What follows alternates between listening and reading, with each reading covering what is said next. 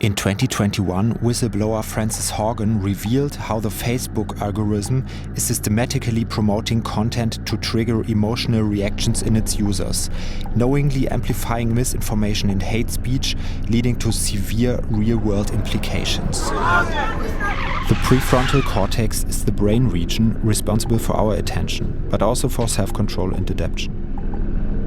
Attention has emerged as the primary metric in social media, and most of the algorithms are designed to harness and shape human attention, trying to keep the users on the platform.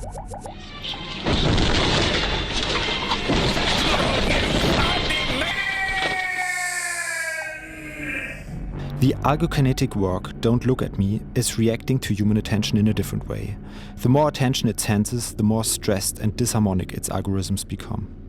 If there's only one human present, the entity is relaxed, emitting harmonic sounds and slow movements.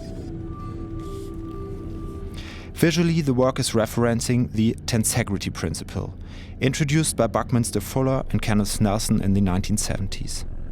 The work uses robotic sound devices and motors to create a spatial sound intervention, with sine waves and slow movements.